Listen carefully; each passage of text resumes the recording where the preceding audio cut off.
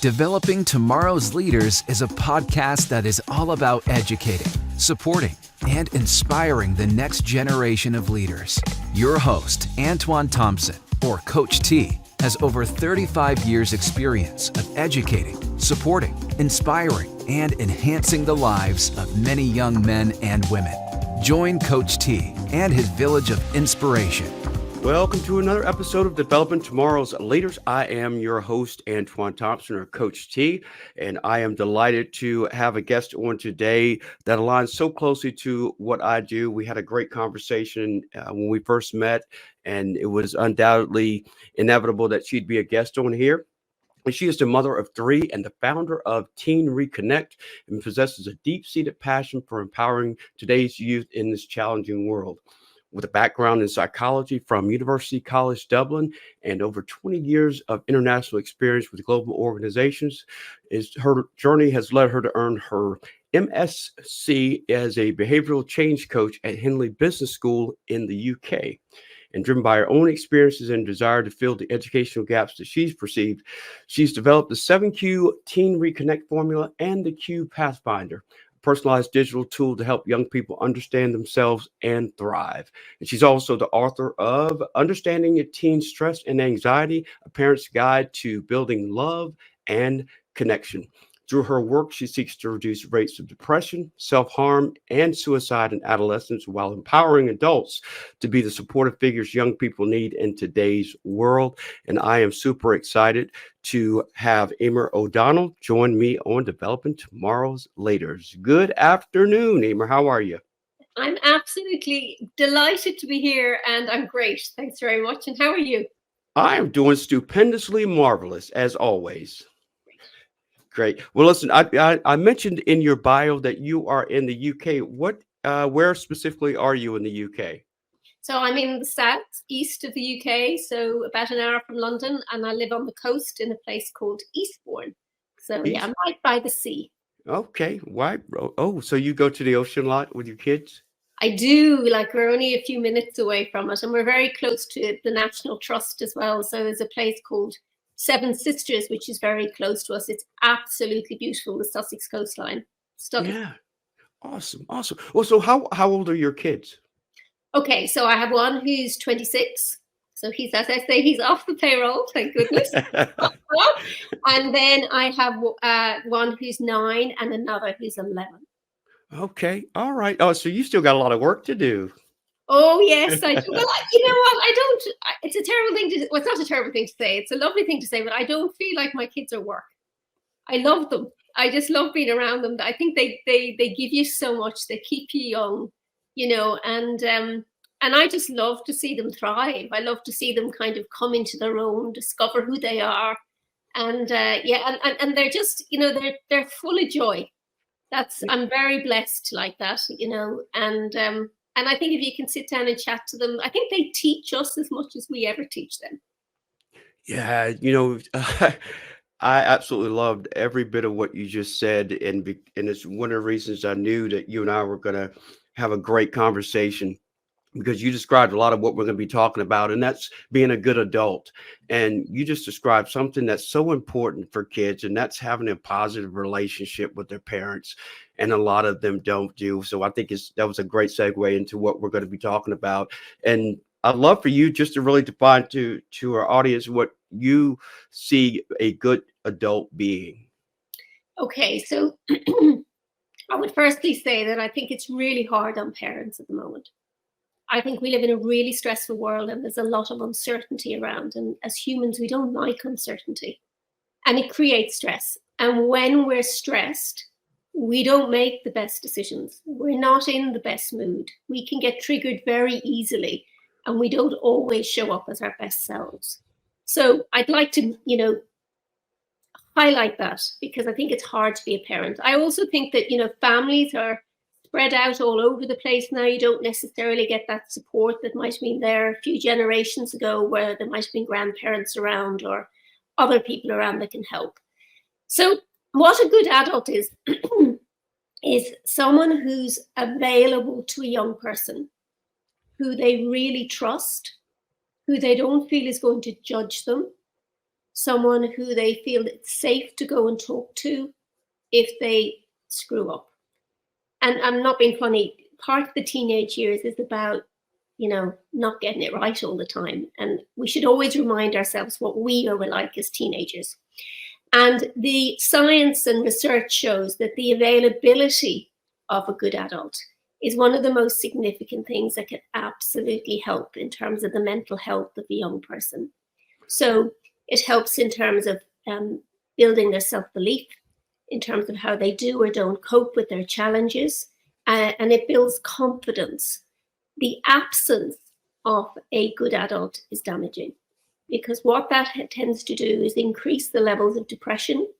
It increases the levels of self-harm and suicide. So one thing I would always say to any parent with your teenager, of course we have all these aspirations for them. Of course we want them to do X, Y, and Z. But ultimately what they want you to do is love them. And love them for who they are, not necessarily who you want to create them to be. Because we all want to be loved for who we are, and we're all unique, and that should be celebrated.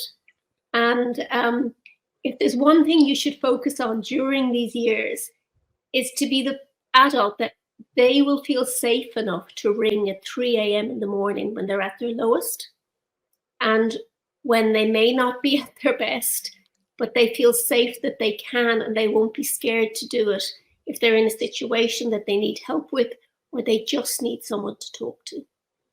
Yeah, no, that is a great explanation. And I think the other part that's really important too is if when parents aren't readily available to their kids, and some, in no fault of their own, don't know how to be there for their kids. And I think that's the biggest part. And what you mentioned earlier about, kids are growing up in a different world than we grew up in. And when you're connecting with people and building relationships, if they don't have that strong relationship with their parents, then they look elsewhere. And when they look elsewhere, they're not always going to get that positive reinforcement, or they're not going to always get that ear to that shoulder to lean on, or that ear to talk into.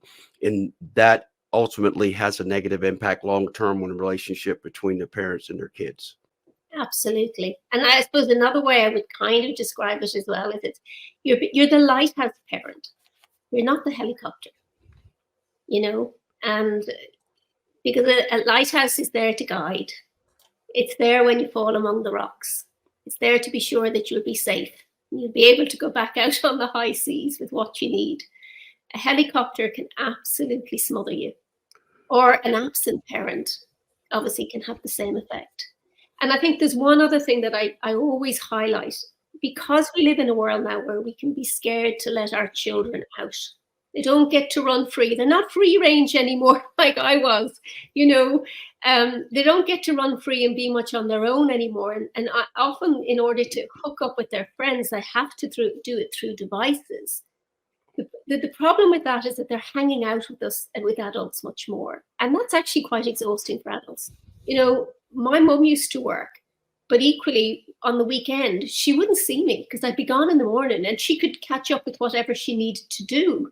And parents used to be able to do that.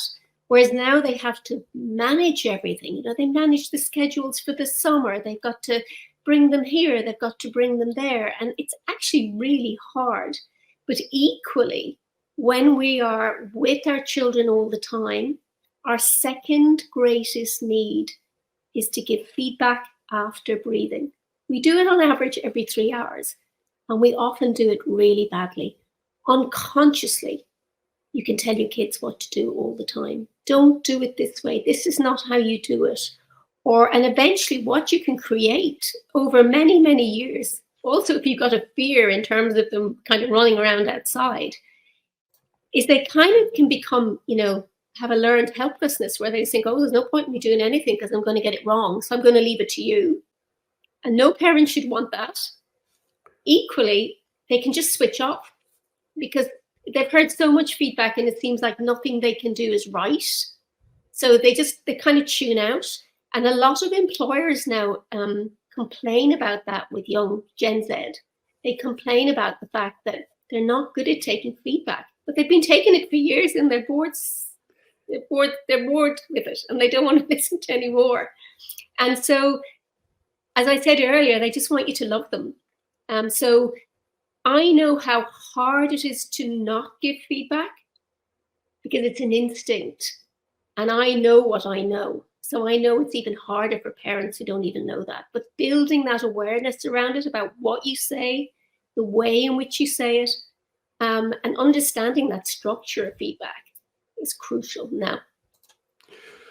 So I'm going to play devil's advocate away, and I'd love to get your feedback on this because I think it ties into, we're talking about connecting with the parents, and then when the kids can't connect with their parents and they connect with others outside. I'm on the other end of the spectrum. I don't have children, but I love kids. I've been working with them for almost 40 years, and I absolutely love being there, helping them any way that I possibly can, empowering them, supporting them, encouraging them, motivating them. And I found myself as that resource for some kids that I've worked with. And one of the things that I do is remind them a lot of what you're talking about, that relationship with your parents, building that relationship, building that trust with your parents, letting them know that you have the ability to be responsible and accountable. So it eases some of that responsibility for them, or that feeling that they have to be there continuously and constantly to guide them and direct them. That's why I feel like what I do is important, as well as other youth empowerment coaches also. But there are always have the kids' best interest at heart. They just want to be that role model, but they don't realize they're an extension of parents. And I understand my role. I want to be that bridge between parents and kids and not be there for the parents. And I'd love to get your feedback on that. I think it's really important that we're there for both. Right. Because it's, I really do feel like sometimes kids need a voice, and if you don't understand what's going on with their teenage brain and the fact how that actually affects their behavior, and they can't really help some of it, and if you don't also understand the stresses that parents have, then we can disconnect from both. And it's about being, I always believe in, and what you've described to me there is you are that good adult, which is fabulous for those children. And I think if we can step into the shoes of both parties, and rather than coming from a place of judgment, we come from a place of curiosity as to why did you behave like that? What was it that triggered that? And often they don't know. But rather than going, oh my goodness, why did you do that? You are X, Y, and Z, which will just put the barriers up, and it'll frustrate a parent, because sometimes parents believe that they're just being disrespectful to them. I always say behavior, there's a reason why we behave the way we do, and we need to get to the source of why we do it. And sometimes it can be because of the fact that they've got an 80% mature brain. It can be the fact that they're stuck in their emotions. It can be the fact that they're really, really sensitive to any sort of criticism. It can be the fact that, if any relationship goes wrong in a teenager's life, it can seem catastrophic. And because they feel joy and pain much more intensely than an adult does. So we can feel like they don't have the skills to navigate. So I think being able to step in both and being the bridge that you are is just a fabulous thing. But it's also always about raising awareness. Asking a parent, what are you bringing to the party here? You say you want X, but you're behaving this way, which is never going to give you that outcome. And also, I think it's really important for parents to know that their children aren't an extension of what they wish they had created in their own lives. Right.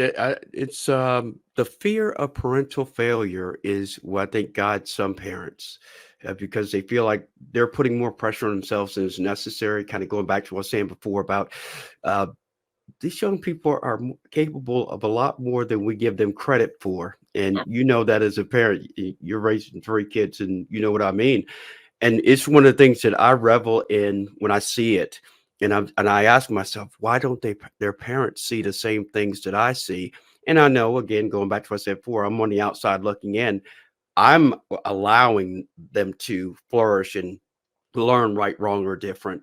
And knowing that, like I think you mentioned it earlier, this is their toughest time for kids, but it's also where they learn the most. Mm-hmm. And they have to make mistakes in order to grow.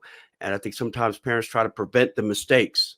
And when they prevent the mistakes, they slow the growth process for their kids. Well, they just hold them from taking any risks. We know that young people right now, they're more risk averse, so they're less prepared to take risks. Because to be honest, we've been teaching them since they're knee high to a grasshopper. It's scary outside. You're not safe to go outside.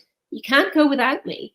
So, you're going to hold back. So we shouldn't be surprised that, there's more stress and anxiety around having to do things on their own. We also know that the quality of the relationships in terms of their loneliness levels with young people is huge because they don't feel understood. And often it can be because they're getting this constant feedback, whether it's from school, which is all performance-led rather than well-being led, and well-being underpins performance, feedback from parents, from adults all the time, telling them what to do. Whereas you and I, well, I can speak for myself, certainly got hours of space just to do what I wanted without anyone telling me what to do. And even when I did mess up, most of the time, no one found out about it. So that was a real bonus. Whereas now kids, they don't get a second to just kind of be. And so if you don't know that, it does make you feel wobbly. They've got data overload in terms of so many of them can be on screens for 8.5 hours a day. You're not learning, in the same way on a screen, just on receive, as you are if you're out there running around, talking to people, engaging with people, building that quality relationship, building those emotional intelligence skills. And so if you're not embedding lived experience as part of your growing up, which a lot of kids don't get that to the same extent as you and I did, the world can feel scary, but it doesn't mean that they're not capable. We have to create the spaces that we give them the chance to be capable. And we also have to help them, as far as I'm concerned, understand who they are. Because if they can't do it through their lived experience, then we need to help them in another way to figure out who they are so they understand they're unique. They understand that they have value. They understand they have loads of natural talents and strengths, and they will have stressors. And if you know what the stressors are going to be for you that are unique to you, then you can bridge that gap. And so for me, that's so important. You can measure all that stuff. You can measure motivation. You can measure what builds your confidence. And when somebody tells you, no, actually, you're really good at this. You're brilliant at that. You're going to struggle a bit with that, but that's okay because now we know we can bridge it. That has an amazing effect because they're so overwhelmed with noise. We have to help them navigate to what I say, find their inner voice. So just believe in yourself. And we have to help parents stop helicopter parenting them or being critical. And they don't mean to do it, most parents. They really don't. I know they don't, but it's a habit. And it's very hard to get out of it because when they're little, we start with that habit. But when they get to be teens, I say the teens are changing, but so does the parenting style. Have to change too. Yeah, absolutely. So while you're just explaining that, there's a couple of things that popped up, and it really ties in well with this. And there's a young man, he's a freshman in high school, and we've been working together for a few years. He and I had a conversation probably 3 weeks ago, and we were talking about school. And I was just inquiring. I said, I know school's changed a lot. This is how I learned. And I was kind of comparing how they learn now versus how, I was when I was in high school. And he was blown away by a lot of what we would call basic education, teachers teaching a lecture and being quizzed on things. But then I asked him how they learn and what the school day is like. And I was just blown away by the lack of interaction based on what he described. And I said, well, what are the lessons like? He goes, what lessons? I go, the ones that your teachers teach, each day. He goes, they don't teach lessons. I said, well, how do you learn? He goes, well, they give us our iPads and we read whatever we're supposed to read while we're in class. I said, well, what's the teacher do while you're doing it? Go around and help you or whatever? No, they sit at their desk and just wait till the period's over. So I say that because we're talking about parents being good adults. But now kids are leaving home and they're comparing other adults and what they're providing them or not providing them. And now they're going, okay, my parents want me to be this, but this adult's doing the total opposite when we expect them to, like we're talking about, bridging the gap. And so to me, that can be very frustrating as a teenager when you're trying to decipher, okay, what are adults supposed to be? They're telling me everything to do, why to do it, how to do it, why to do it, but I'm not given an opportunity to express myself, because that's very structured without any opportunity to give any feedback or really ask for any help. It's crazy, because that's not needed in the world of work. One of the most important things in the world of work is being able to communicate effectively, being able to talk, being able to come out with your ideas, to feel like you can be validated, to say 10 things that, and 9 of them might be stupid. It doesn't matter. If you come up with some good idea, that's all that matters, and not having the fear around that. I think in terms of education systems, a system is a system, and it's very difficult to change it. But what I do see in the education system, it's all about performance. That's the focus. They get marked on, that's how their boxes are ticked. How have you completed? How well have you done in this? And that gets passed down the line to kids. And for me, it's the wrong end of the stick. We have to build the well-being first, and then you can build sustainable performance. And we know there's, 3 key intelligences. There's IQ, which most people have heard of. It means you can pass an exam. It may get you to the interview, it may get you into the college, I guess. But it doesn't necessarily mean you're going to get the job, and it doesn't necessarily mean you're going to pass once you go to college, or make friends, or be able to integrate. There's also EQ, which is emotional intelligence, and there's something that I call XQ, which is executive intelligence.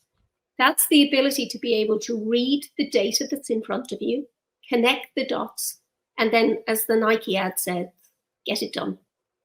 If you are stressed and anxious all the time, you won't be able to do the executive intelligence piece, because your focus is on survival, and you're absolutely narrow in terms of where your attention is. We have over 11,000 bits of information that's available to our unconscious every second. However, our conscious mind only gets access to 40 to 50 bits of information. And because our brain can be really lazy unless we give it a bit of a shake around and have new, work on different thought patterns and all of that, we will be stuck in the same 40 to 50 bits. Now, if you want to be someone who succeeds out into the real world, you need to be able to calm everything down. You need to be able to regulate your system. You need to be able to manage your fears. You need to be able to know who you are, because if you don't know who you are, you don't know what you want, and you don't know what you need to focus your attention on. So for me, these are skills that are absolutely essential for young people now, with the world that we have created around them. And I know they're essential because there's such a tsunami of mental health issues, and there's more to come over the horizon. You can't take generations of what worked for so many children, change the environment that you put them in at crucial times where their relationships are becoming fractured, and expect them to thrive. It doesn't work. We're social animals. We're born for connection. And we know that relationships, quality relationships, are one of the most important things for both our physical and mental health. And as far as I'm concerned at the moment, what you described in that school is just a faceless environment where kids go in. They do time. They're not allowed to connect. They're not allowed to express themselves. They're not allowed to be those, get that social fix, which is so essential in the real world. And that's no wonder they're lonely. No wonder they feel disconnected. No wonder they're shy, or no wonder they, don't want to engage, or happy to hide behind a screen. But that's no way to raise children.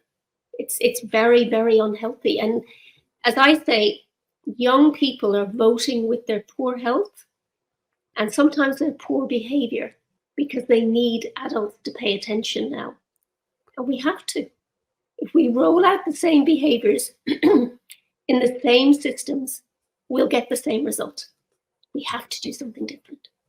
Yeah, we do. And it's, there's another aspect that I think has such a negative impact on kids. And I'm just speaking from what's happening here in the States, and that's parents in sports. What kids are learning from their parents' behavior at sporting events.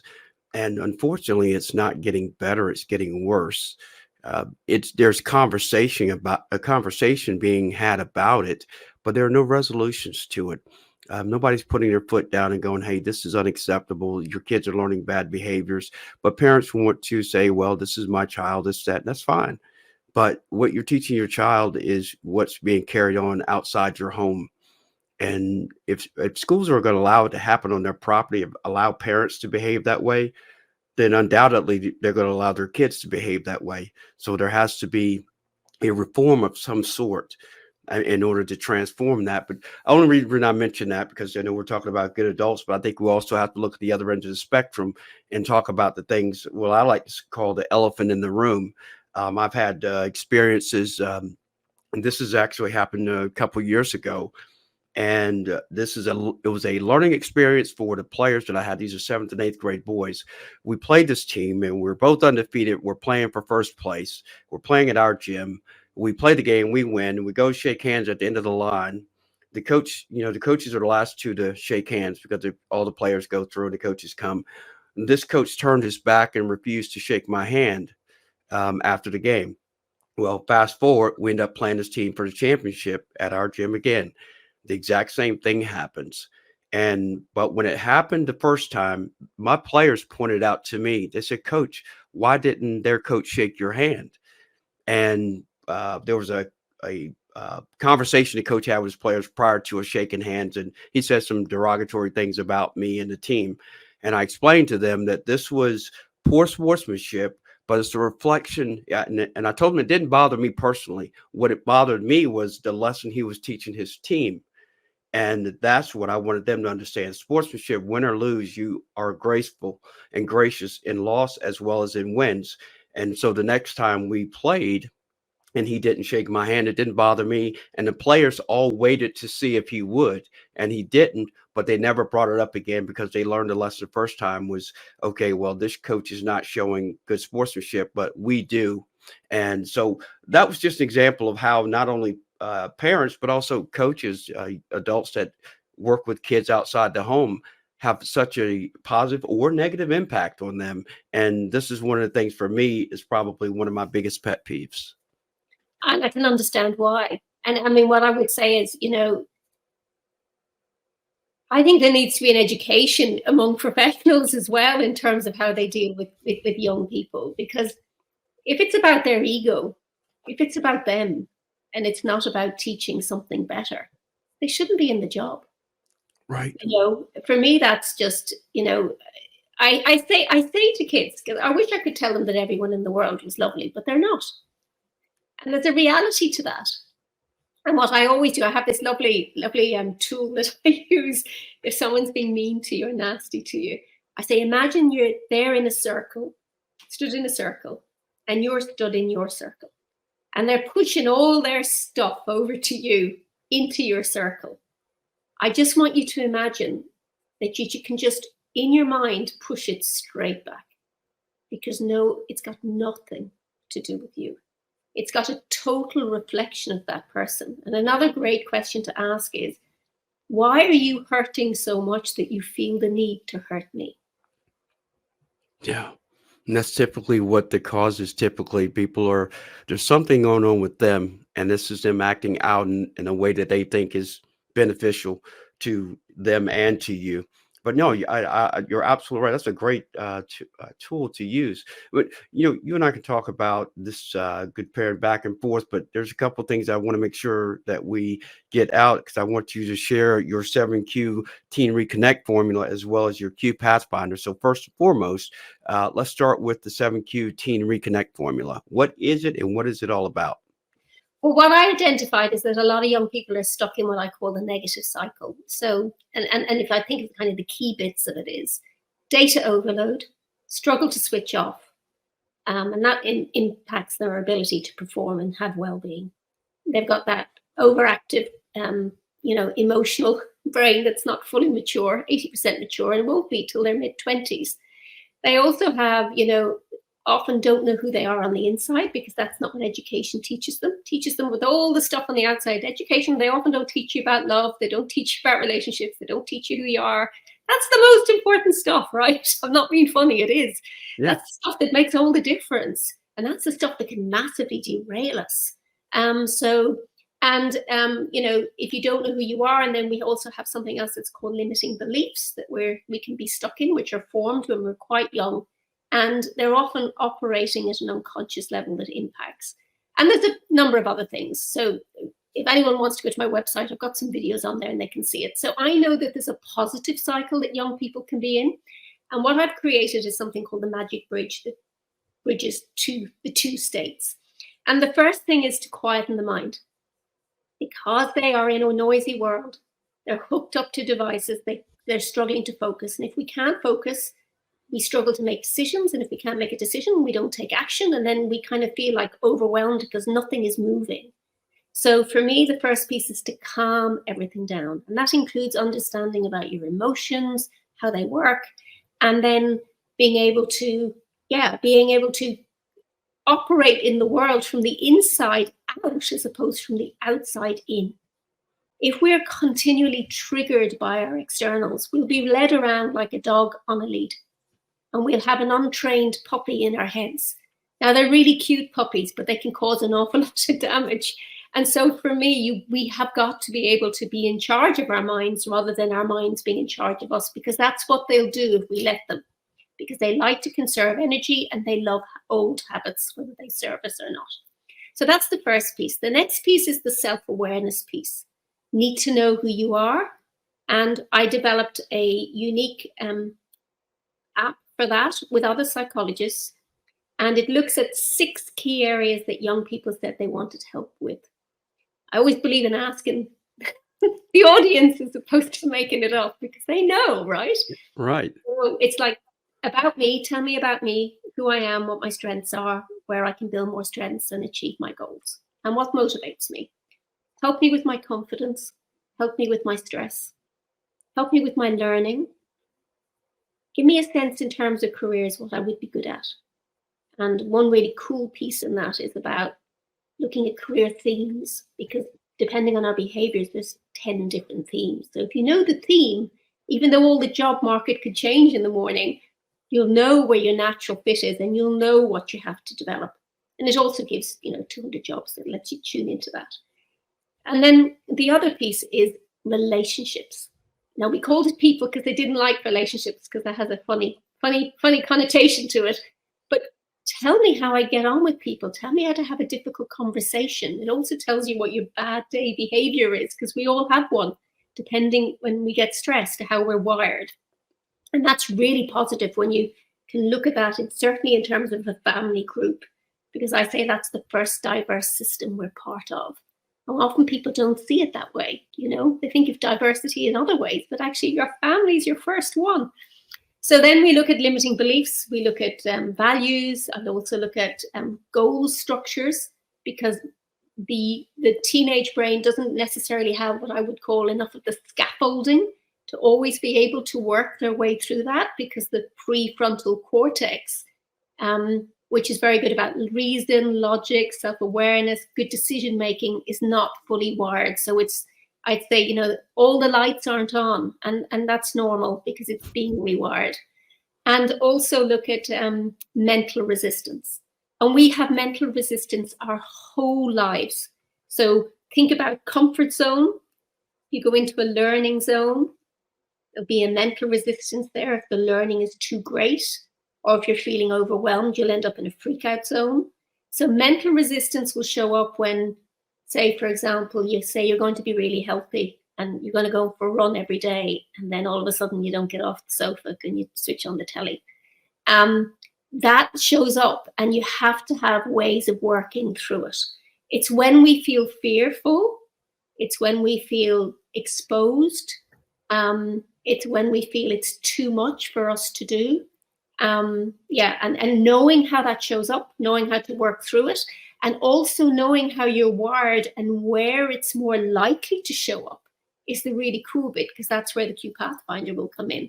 It'll say you'll have these strengths, but where you have your gaps, that's where your mental resistance is going to show up. And unfortunately, if you have an amazing strength, you can't always just roll that out in all situations, because it won't give you the result you want.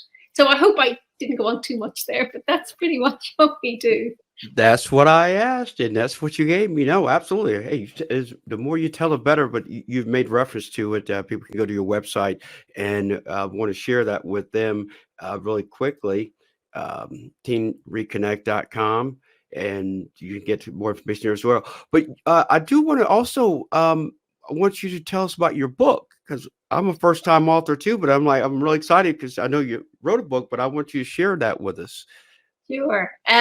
So the reason I wrote the book was, obviously lots of people come to me with their teenagers and say, this is a problem. And I used to spend a lot of time also talking to parents and other professionals who describe kind of what you talked about, the difficulty of dealing with parents, either for you on the sidelines, or sometimes it's teachers in schools, and not knowing what to do, and parents kind of not knowing what to do. And as we talked earlier, I highlighted that the world has changed, and so the skills of parents or adults in young people's lives have also got to change.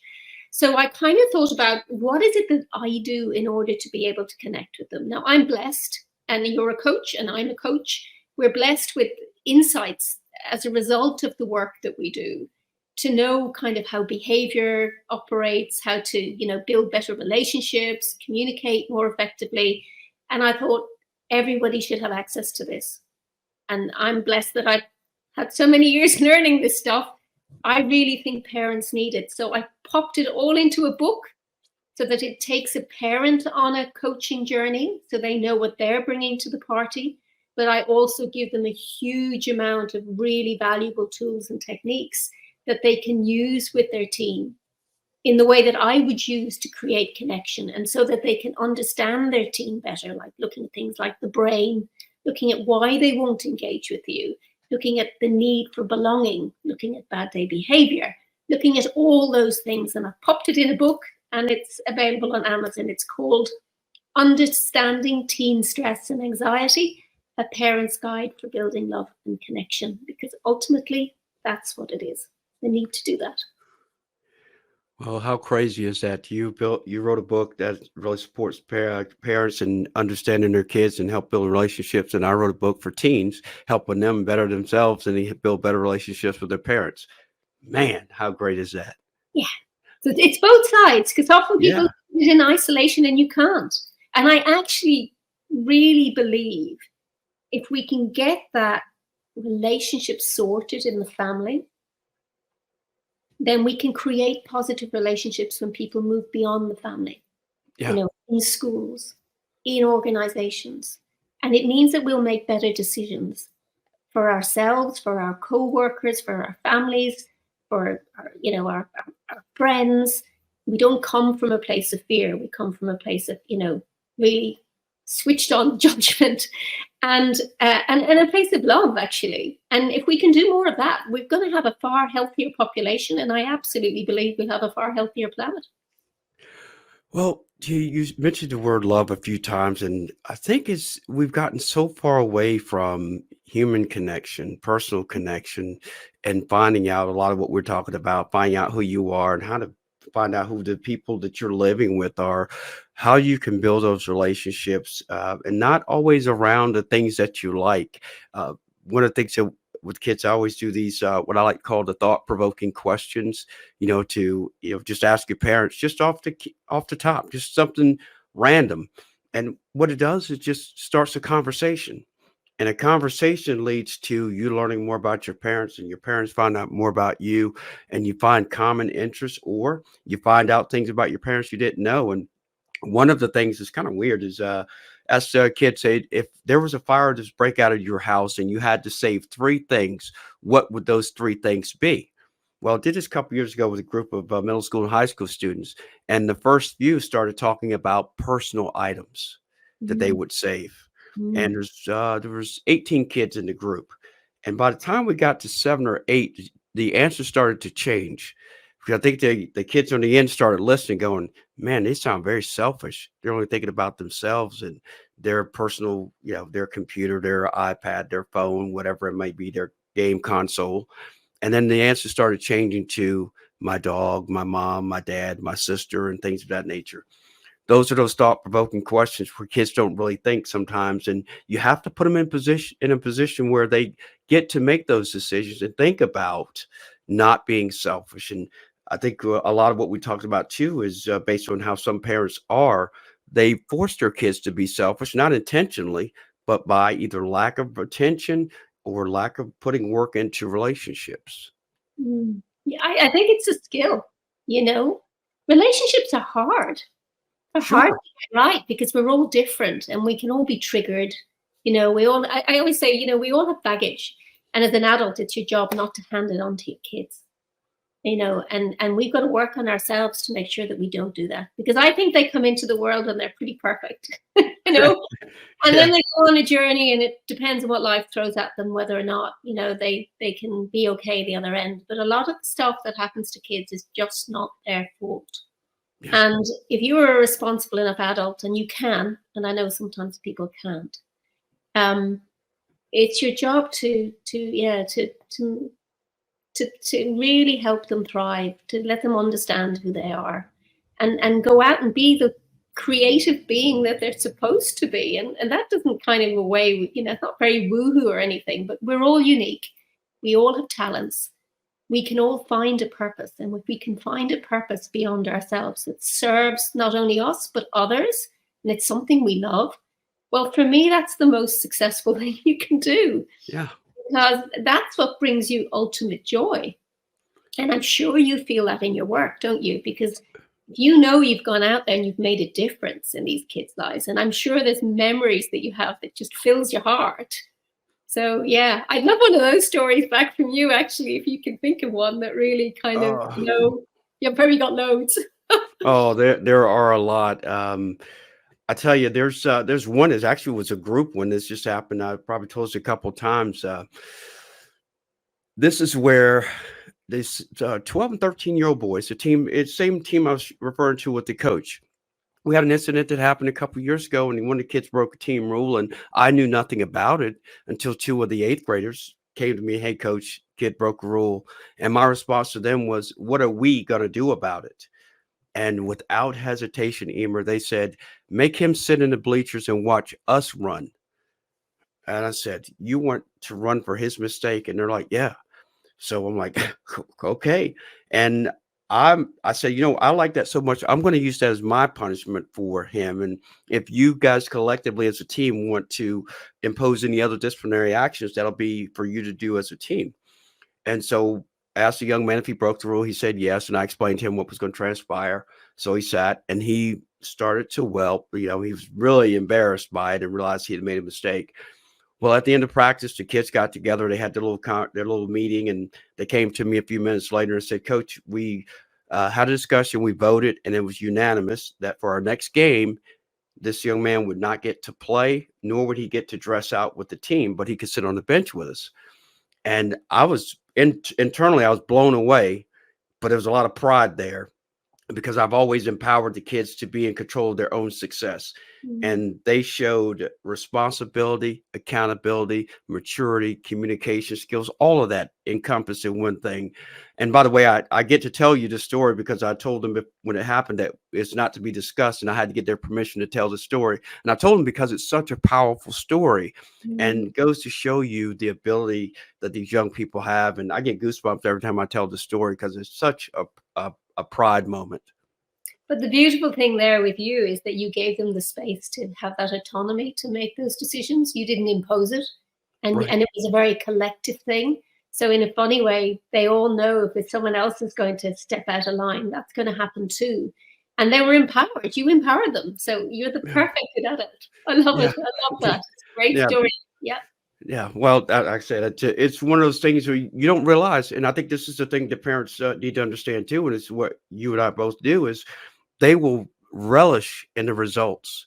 if they would just allow it to happen and be a part of the process Mhm. and, not really dictate every aspect of it. But I've thoroughly enjoyed this conversation. And we could talk probably for hours, and maybe we do a follow-up, and, there's so many different things I think that we can attack this in different angles, but I really appreciate you taking the time. But I do have two things before we finish up. One question that I asked all of my guests, and that is to share with us the person or individuals that have been most influential in your life and why. So what I said at the beginning of my book, it's my mother. She was the lighthouse parent. She was actually the person that used to bring every other stray child into our house who were falling out with their own parents. So she was amazing. So I'm so grateful to her for that. And my children, because I learn from them every day. They're filled with love. They live in the moment. They're just beacons of light, I feel, and they're so forgiving. If there's one thing we need to do as parents, we got to remember when they first arrived, we probably made a lot of mistakes. But when they get to be teenagers, it's payback time. So yeah, they forgive us, so we have to learn to forgive them. Yeah. I love that part where you said that was so appropriate, is that you learn so much from them. And I think that that's something else too that parents need to understand, is they can learn. Because I know I become a better coach every time I interact with kids, because I learn something about myself, more about myself, and how I can be a better coach. So if I can find out from kids how to be a better coach, parents can find out how to be a better parent by listening to their kids. And that was a great point to point out. And lastly, if you would share with us how people can connect with you. Sure. So I guess it's I'm on LinkedIn a lot. And I'm also, through my website, so www.TeenReconnect.com. And you can do /Emer O'Donnell, EmeroDonnell. But you should get it either way. Yeah. Awesome. Thank you. Well, I have thoroughly enjoyed this conversation, as I knew I would, and really appreciate you taking the time on this Sunday afternoon or evening for you, afternoon for me. And thank you so much. And I look forward to us staying connected as well. Absolutely. I'm so grateful for your time, and I love the chat, and I love what you're doing. So keep doing it. Thank you so much. And before we go, I would also like to point out that I also am a co-host of a podcast called Teen Speak, Empowering Today's Youth, with my co-host and fellow youth empowerment coach, Keith Senzer, where we interview middle school, high school, and college students, and they come on and share the challenges that they've gone through, but more importantly, the strategies that they've used to overcome those challenges. So if you have a middle schooler, high schooler, or a college student, or know someone that may be interested, they can reach out to us through my website, which is CoachTsCorner.com, or Keith's website, ShiftYourPower.com. So for Emer O'Donnell and Coach T, thank you all so much for listening to this episode, and we'll see you next time. Take care. Coach T's new book, The Ultimate Guide to Success for Preteens and Teens, is the perfect resource for preteen and teen personal growth and development skills. It breaks down in detail his SEA of Success program and its applications in 10 key development areas. The program applies Coach T's 3 key components: simplicity, effort, and attitude. It includes some of his success stories, as well as former and current student testimonials. Order your copy today on Amazon. Available in paperback and hardback.